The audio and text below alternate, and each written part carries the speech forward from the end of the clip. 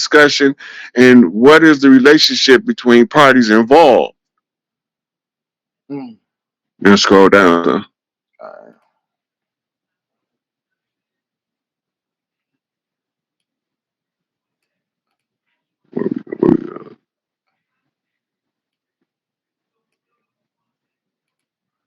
I'm trying to find where we was at so I can pick up. Oh, okay. I'll scroll down too far. Yeah, after the 375 references. Right. Then it said The parties involved, and well, sometimes. sometimes the blood sacrifice is of a supreme good, and at other times is of a supreme evil. Frequently, it is used metaphorically, as in the case of the Eucharist, and Mhm. the interpretation depends on whether the blood sacrifice and blood were considered good or evil, and for whom. Right? Mm. For the sake of exercise, compare the four following passages from the Bible. So then he give us four different biblical references about blood being used in the Bible for a comparative analysis on how the blood is being used, what is being used for, what's the goal, who they doing it for, all that stuff in the Bible would tell you, Mm. right? So biblically, the ones who want the most blood is Yahweh, Yep. So that basically applies to right? the Tetragrammaton as well. And they, and the I forgot the other Mm-hmm. one. They use the sigil system of the Tetragrammaton, and they use it in the form of incantation, and they entrap the energy around of a circle when they do these blood packs. Mm-hmm. So when they go to Revelations, these ain't The over. Tetragrammaton, which is the what they call the ineffable name, the name that you should never utter. That's why they don't put no vowels in it, right? But it's Yahweh, right? But Yahweh in Sumer is Enlil, Facts. right? He got a son named Baal Hadad. That's the one they keep calling Lord. Baal is being translated as Lord. And they got Mm-hmm. you thinking this is all one person in order because you ain't supposed to know. Right. It's not one person. Right. So in the Hebrew, you got El sometimes used for God, you got Elo used for God, you got Elohim, right? Then you got for Lord, you got Baal, Mm-hmm. Adonai, and it's a couple more of them. But the whole thing is when they translate it into English, and if you don't go back to the ancient language, you will never know none of this. You will think that it's one continuous story about one God that's doing all of this stuff to fight evil, and he killing everybody. Facts. It just He tells the you one right doing all of the, he the one doing all the killing. here. The Mm-hmm. devil, who the devil killed? God told Joshua to kill off the whole village. He told Moses the same thing. He sent Facts. Melchizedek to go and help Abraham murder nations. Literally, that's what it say, Mm-hmm. right? So when we looking at this, who's doing all the bloodletting? And speaking of Yahweh, the famous blood sacrifice story with which most of us are familiar is the Abraham and Isaac.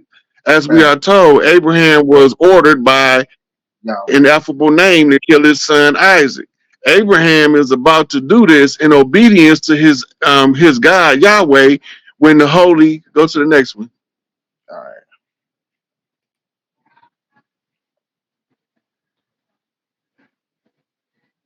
Well, Okay, I so can. we probably don't have them. Yeah, I don't Probably don't think have it. them in direct order.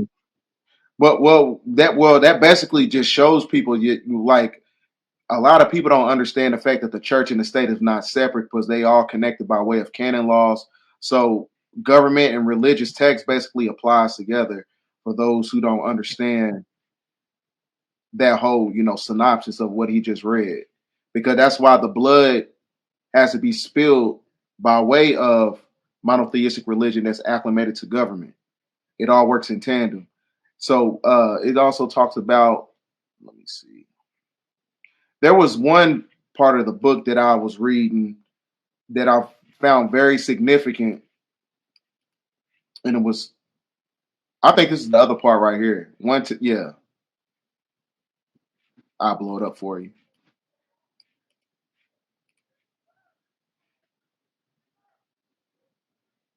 Because it's a continuation of talking about how Abraham and Yahweh, he was ordained. Mm-hmm. Yeah. Now, this is the next page. One tells them not to. It says, instead of a covenant is made between Abraham and Yahweh, and the new epic of history begins. In this case, the blood sacrifice served at least two purposes. One, to test Abraham and to symbolize the beginning of a new epic in Hebrew history. The other religious scholars have believed that Abraham Isaac's story simply served as a warning by God to his people not to harm others and to stop practicing the then prevalent pagan ritual of child sacrifice. Now, that's the irony because this the same God tell you that if your child disobedient, you should stone him to death. Facts. Right? And this the same God that told them to kill the women, the children, the livestock, and don't leave nothing in the land alive. And then they brought back the best of the flock. And he said, I ain't want none of that shit. Right. I wanted you to kill it all. Yep. Now I got to punish you because you was disobedient. And they thought they was doing they righteous God or righteous service. Mm-hmm. Later, we will see how the blood sacrifice is being used to initiate a new period of history. In fact, many social historians and philosophers believe that war served the same purpose. Mm. Mm, mm, mm. It's right there. It said, Exactly. with the definition of the blood sacrifice at the beginning of this chapter has been used in the study of its history and origin.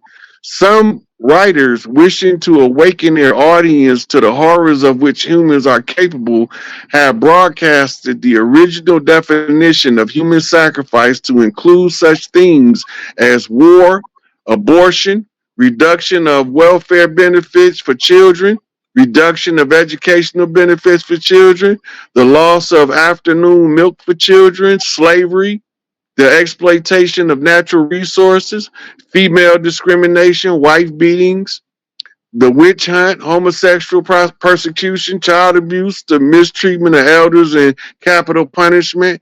We will discuss the use and misuse of the meaning of blood sacrifice later on in the chapter. Mm-hmm. So you see here, he didn't tie it into the school system, to the milk, which takes us back to the video I did with Empress where we talked about the milk of the mother, right? This is why they keep giving us cow's milk. It's a sacrifice. Mm. Do we supposed to use the substance of the cow, but we're not supposed to consume the cow. The milk is supposed to be a prosperity ritual for Lakshmi, right? And the drinking of the milk is the consuming of the blessings of Lakshmi. But when they add other blood sacrifices, it's telling Lakshmi that you a heathen, you a terror, you wicked, you putting blood with the milk to contaminate the children. Now you understand how they tricking us. Mm. So that means that everything in our Blood everyday sacrifice. Yeah, it say the blood sacrifices of the human race. It appears that from the beginning, we already read that, didn't we? Yeah, we already read it. Yeah. Everything in our life, you know what I'm saying? We don't even know it's a sacrifice. That's crazy. And you know, even the milk, it's got 75,000 somatic cells. So you really just drinking pus and blood at the same time. So let me see. We're gonna get into, where's it at? There was a significant part when it was talking about Chronos that I was tapped into. Yeah, here we go. Now, this I found this very interesting. It's talking about Uranus, which is Orion star constellation, which is another title for heaven. And the Gaia focuses on the children of Earth being trapped by the sexual embrace of the sky and Earth. To free her children, Gaia makes a sickle and gives to Kronos her son. Kronos not the same as Chronos, although frequently interchanged with Father Time. Castrates his father, putting an end to the union of the sky and earth. Uranus' blood falls to the earth. and then these drops of blood, the 12 titans and the titaness, are created. The blood sacrifice put an end to the era of Uranus, who kept his children prisoners of Earth. On the other hand, Kronos ate his children. So that means that, like, in order to basically encapsulate us inside this fermented dome and to keep this perpetual cycle going on under the sleep spell of Kingu and the sleep spell of Leviathan, we're basically in a prison planet, and it's all being based upon like sacrifice. So the more that they basically deviate from the ideology of sacrifice, because we know that their time is up, because we at the end of the purification period of their system. So does that mean that by way of their factions of government, when they stop having the chances to do all these blood rituals and things of that nature, would that basically dematerialize the grid system or the firmament? Would that basically make heaven connect with earth again? Is that what that basically implying? Okay, so this is the operational instructions for the application of the spell of Kingu. This is the Greek description of them applying Kingu to trap us in the system, but we're not trapped by external forces. We in a stupor. We can't see in that with the eyes of God. We can only see with the eyes of man, because that's the purpose of this ritual, right? And the reason why they say Kronos eat his children is because he outlives them, because he's an eternal. But his children have to go through. They live eternity through reincarnation cycles. So if Kronos represents time, time is the as father time is Chronos, but we all know that the older version is mother time, which is Kalima. Right? So all these things happen and we become oblivious to it, and they keep it in print so that they can share it to each other, for each other to know, but we ain't supposed to know. Facts. That's why they say if you want to hide something from a ninja, put it in the book. Yep. Because we was traditionally oral disseminators of knowledge. We didn't do this with the secret squirrel, write it down and pass the note under the table, which became volumes and volumes. So they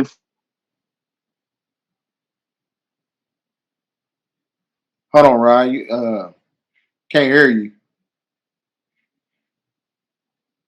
Once they put them in the back on. Yeah, hold on for a second. Trying to wait till it catch up a little bit. All right.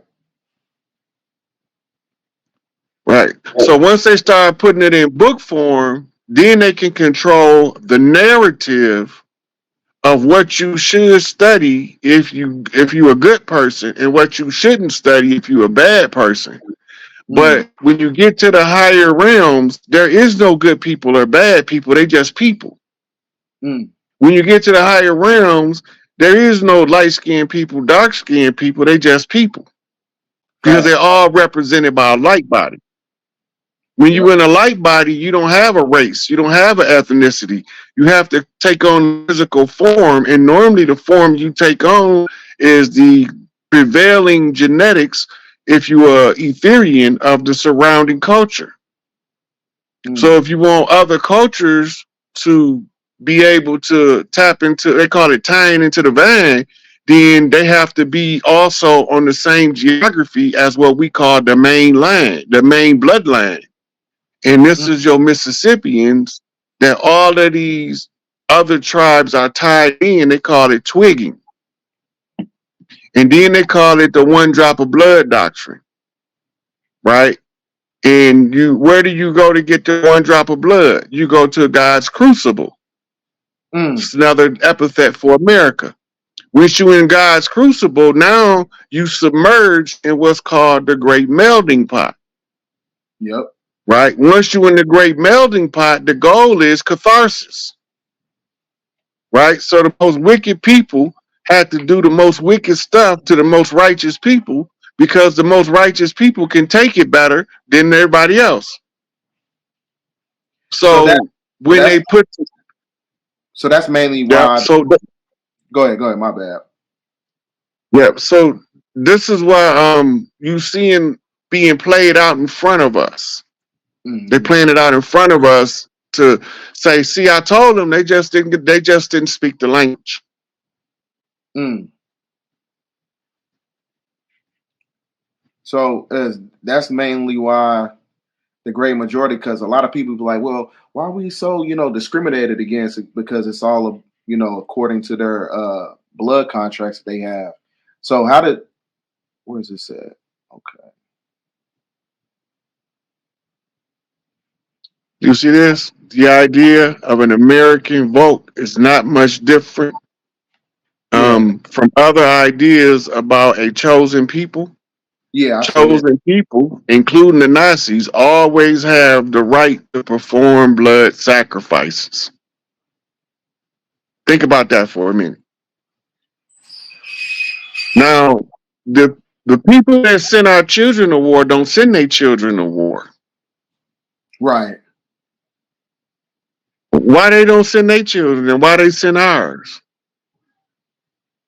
See, it's whose hands is the blood on and how can they use a cat's paw? They always using somebody else to do the dirt for them, so you won't never know who it is doing the dirt. This Mm. how they all of they isms, racism, sexism, casteism. This is why all of these isms work.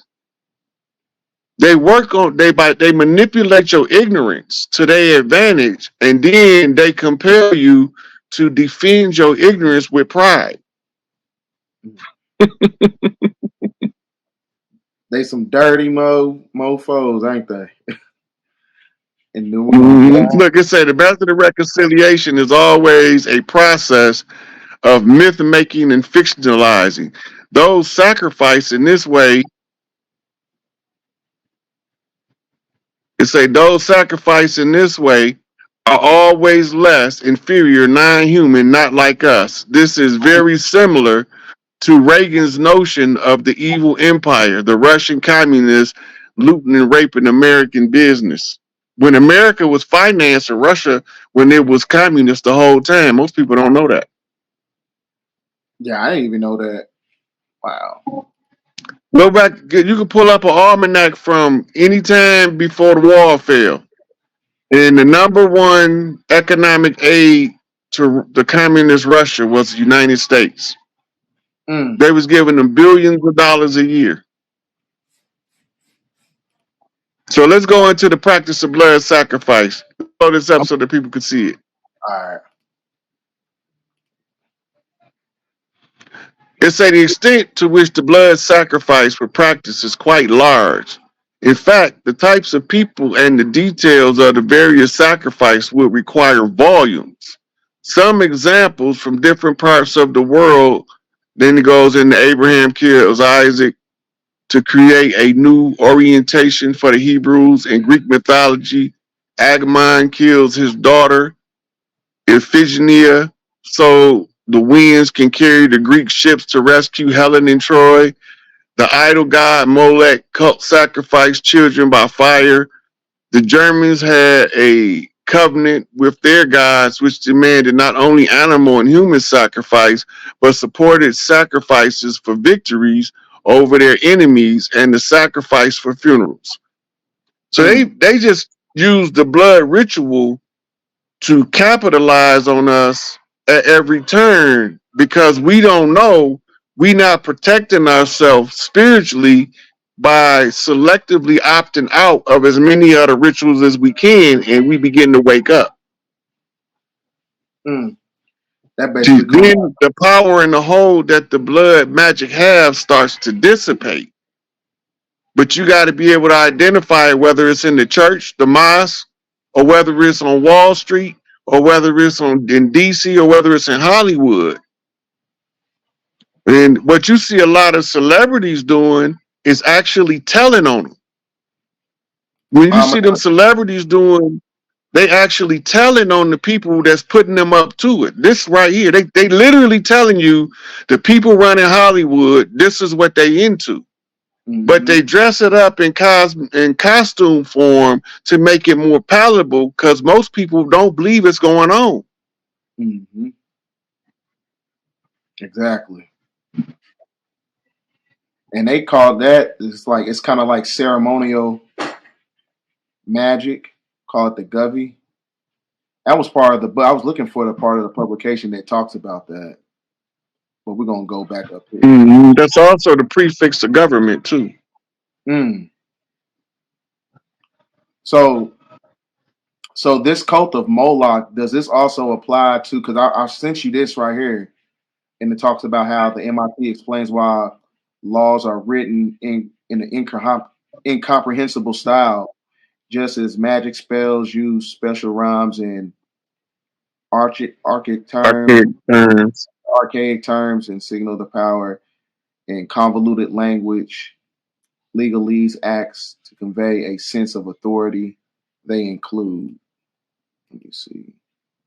So, like I Yeah. said, so is that right? So, whether how they write these laws and governments and how it applies to, like, politics and things of that nature. So whether they write it Mhm. in pen or paper, whether they signing these contracts and signing over these bills or whatever, it's still an incantation because it's still Babylonian blood magic, correct? Because I said, like, whatever, you frozen. You breaking up a little bit, D-Bet. Yeah. Okay, hold on, let me get some of this stuff out the way. All right, can you hear me now? Yep. Okay, so does that basically apply to everything as far as, like, whether writing out a contract, you signing over your nature, whether if they signing certain laws and government, it's still a form of a blood sacrifice because they still writing it in blood, whether if they writing it in pen, pencil, or marker or whatever. Because what was you basically implying to that as far as it still being a blood magic incantation? Okay, now look. When you go back, when you go and look at your signed and sealed documents, the Mm-hmm. ones that don't have what's called an embossed seal is normally a red seal. Mm-hmm. But it's red ink, it's not actual blood. Right. Because the foundational document is the secondary constitution written in the blood of Crispus Attucks that's kept in the George Washington Masonic Memorial, Right. right? So all they have to do now to maintenance it is to simulate it. And they simulate it by red ink and by a dead language. Mm-hmm. The dead language is the Latin that they use in order to write the legalese. And the legalese is written in the form where commoners don't know what you're talking about. But because the colloquial language is similar, because a lot of Latin went into the founding of English, a lot of ancient languages, Sanskrit, Latin, Greek, um, ancient Kemetic languages, all go into making up the English language. So now, to maintenance the spell, all they have to do is do so many seals in red ink. Mm-hmm. Almost anything come from the Supreme Court gonna have a red ink seal stamp, Mm-hmm. right? That's because that's the maintenance of the foundational document. But 2019, July the 4th, the contract ended, Mm-hmm. right? So now we not in the government. This right here, see what it said at the top? Yep. The historical material frozen in time. This website is no longer updated, and links to external websites and some internal pages may not work. Executive orders. So it's basically freezing the de facto corporation, basically. It's dead. Yeah. Right. It's now a defunct corporation. Mm-hmm. But the stage show got to play out until enough of the originals wake up to the fact that the stage show that's being played. This is why they blatantly put multiple actors in skin masks in front of people. They got the tall Donald Trump, the short, dumpy Donald Trump, the medium sized Donald Trump. You got 17 different Bidens. You got 3 or 4 different Kamalas, one of them a man, Right. right? And they doing it so obvious that we supposed to look at it now as it's a joke. Right. They pranking me, right? We on Ashton Kutcher punking us right now, Right. right? And Gregory said it's so two when different. the only reason why the executive orders page of the government is not updated anymore because there's no more presidents to issue a true executive order. That's done. Mm-hmm. We we in the very ends of reconstruction of tribal law on the land, restoring back the ancient ways in a modern time. It had to be adjusted, and it Mm-hmm. took an adjustment period for people to understand what happened, so that they could see all that gloom and doom, them scare tactics. That's just to keep the loose in the air, Mm. and the loose serves as almost like a narcotic effect.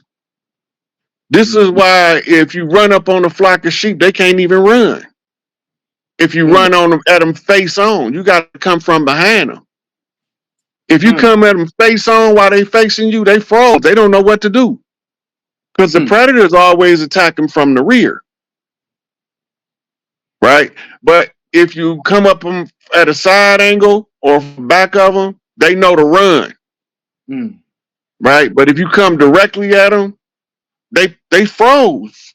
They got a species of goat that literally freeze and turn stiff and fall over like he did when you run up on him. Yeah, it's got it. Right, right. So what they showing us here is that the United States government is truly gone, Mm-hmm. and that now the people need to wake up because the original people then reclaimed everything. Now we're just trying to get the tribes to remember who the f they are, so that they can wake up from the slumber. Mm-hmm. So You catch how that Freudian slip. so how can we actually do that? And when you have so many people within the infrastructure of democracy still trying to fight for reparations. So, because you, like I said, reparations is the carrot on the stick. Like, because when you participate in fraud, you can't claim injury to the system, right? So it's really going to Yep. put you under a jurisdiction again if you conform to those appellation titles of African American and Black that ties you right back to the 14th Amendment. So, how, as a collective, can we help people deviate from those ideologies?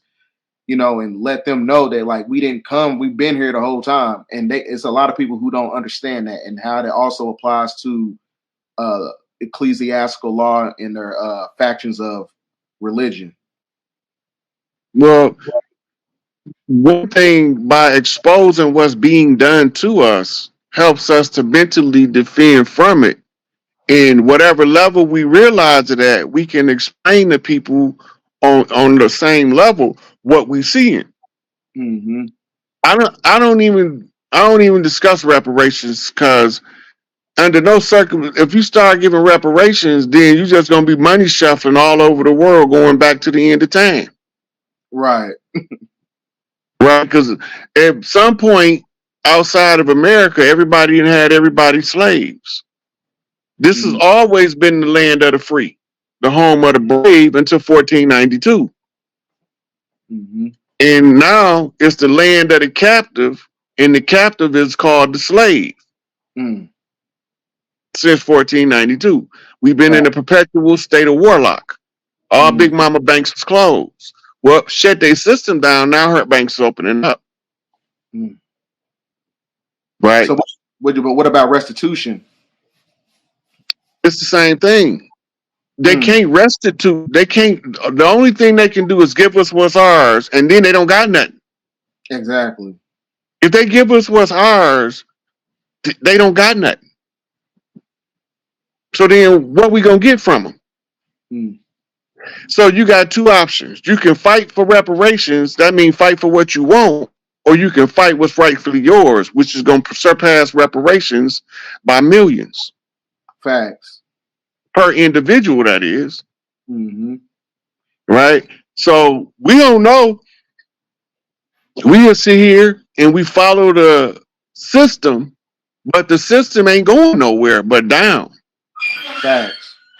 That's why they named all of the schools, because school is Sheol and Sheol is hell. Yep. Right? And now they teach your children how to act like demons. Yep. Yep. So that so I want to get right back in the groove of the publication. Let me see, because we didn't get into this right here. Because we was going into the blood pacts. Yeah, the practice of the blood sacrifice. I think did we go over this already? Yeah, we already went through that. And then you got the well documented. Okay, you see where it say the Phoenicians of Carthage? Yeah, I see it. Do you know where Carthage is? That's like out there like It's an old Egyptian city. Okay. Phoenician is a reference to, that's one of the names before they was called Etruscans. They were called Phoenicians, and they was the seafarers, right? And they was the ones who shopped this blood